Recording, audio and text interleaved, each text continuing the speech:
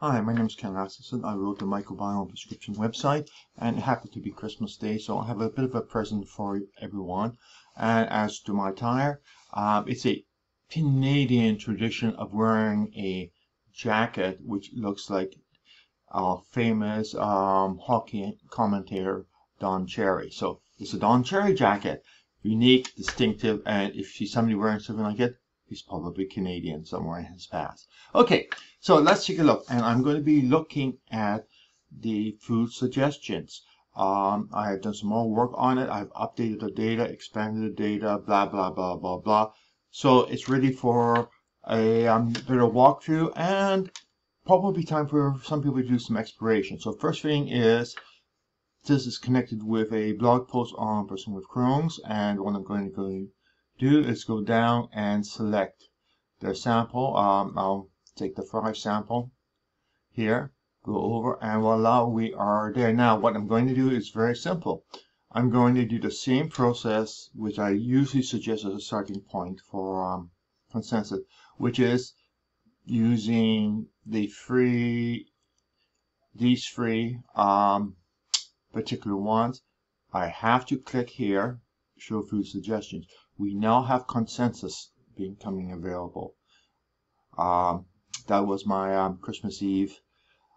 Let's get a present put together in time for the kiddies, or in your case, the readers. Okay, click here. And give it a few seconds. It does do a lot of calculations, so now it comes out and shows that. You also see how many runs you have done. Now if we go back and do box whisker there, and we see now we have 2 runs having been done, and the runs are specific to the sample you have done. So if you are working on multiple samples, you can get multiple consensus. We up to 3. We go back. I'm going to go in and toss in a couple more just for the fun of it. Xenogen. And let's do Jason. So voila, we have 5 different samples I have suggestions from. Now you notice the word view consensus and clear consensus. Clear consensus gets rid of all of this. It's done. View consensus looks at the results, all of the results. So be prepared for a big page. And there we have the view consensus. And we see it is done by number of takes, number of voids, total, and the food group it belongs to. And I'll need to change the sort order, but number of takes, number of things, 5, 0 there. We could look at the total net, and the best one is bilberry, walnuts, blackcurrant, etc. Now to do a quick reminder of how to make use of it, we have 3 and 2, which is nice, but what we really want to do is do the 5. So if you take a look down here and you go here, and if you click on one of these, it will open up in a new window and it will list what is in the substance. If you click significant amount twice, you see what elements of this particular food are above the typical amounts, which are the items which were used to do it. In this case, I suspect is the tocopherol delta and beta contents of it, which is why it was selected. Starch and carbohydrates were selected, but they probably were neutral.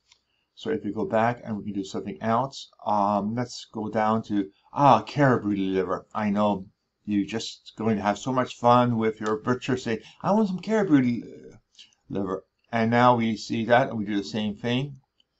And we see vitamin A and iron. Vitamin A and the other chemical I cited are very closely related. So that's basically saying vitamin A. Now you can get the vitamin A by pill, a supplement, or you can get it by your food. The main thing is to remember it's intended to supplement. So in some ways what you want to do is take a look at the ones to avoid. For example, we have garlic, Here is a hodgepodge. There's only one. Let's see. Okay, the ones to be avoided: abalone, red chili, bell peppers, red bell peppers, sweet red peppers can go through. Now, if you said, okay, wait a minute, I want to see how yellow bell peppers are doing, you could just type in yellow, and now just scan down and see where it is. Or you could go over to food groups and let's say look at, oh, since it's Christmas seasons, we have spices, etc. So let's take a look at spices. And the spices you should be taking, I'm going to actually sort those. So we have spices, and I do have a few corrections or adjustments to do.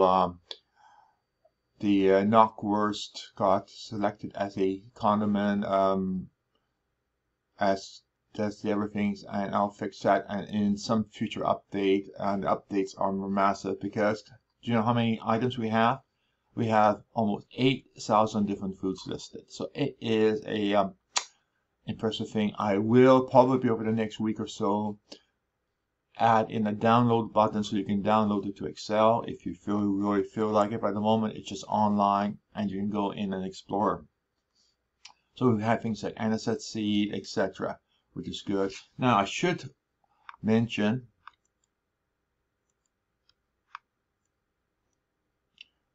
that you can actually do multi-select.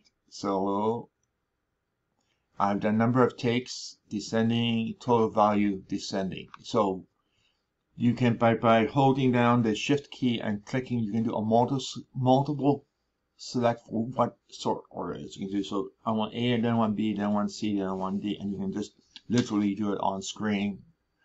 So there we see the best things like cardamom, absolutely perfect for the Christmas season, absolutely perfect. Coriander, anisette, dill. Dill on salmon, perfect. Oh, wait a minute, but what is salmon a good or a bad? Good question. Again, it's an easy matter. We could be very explicit and drop in salmon.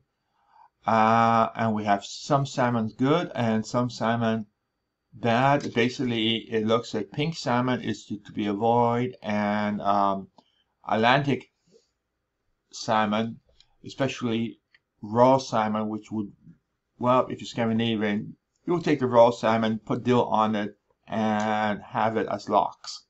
So again, if you want to know the details, there we go, and you click here, and there are the contents, and in which case we have unsaturated, monosaturated are being the likely ones, and you can go back and forth. So that is basically a very quick walkthrough. You can go and select. Now these are all one-time effects, so they don't happen. We don't combine this plus this plus this. It is this will change the value here, which will change here, and you can do multiple sorts here. So now let's go back to clear consensus. If you hit clear consensus, it'll take you back to where you were. Simple as that. There are no more ones there. So if I go and say, okay, let's just do Jason alone and show food suggestion. And then these are suggestions from Jason's alone. The values are low because the number of bacteria selected are low. How low? Well, we have to go back and let's untick it and let's see what the get suggestions are. These are 8 bacteria. So these are the only 8 bacteria being adjusted. If you go back and go to something like the count of Maltrop,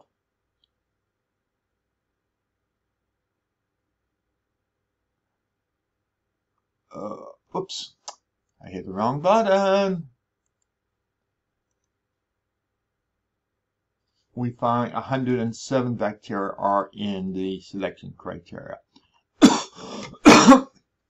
The more bacteria that are in there, the more variety you're going to do in terms of the suggestions. And so that's basically it. Enjoy your little Christmas present. Have fun. Ping me if you have questions. I'll try keeping it very similar to the prior one, so So that as we have here, you have consensus. Again, the consensus numbers are kept for 24 hours only, and then purge from the system. So you have it for a day, and then I get rid of it to save the storage space.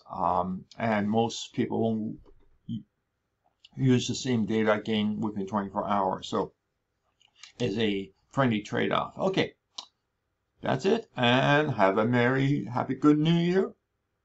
And that's it.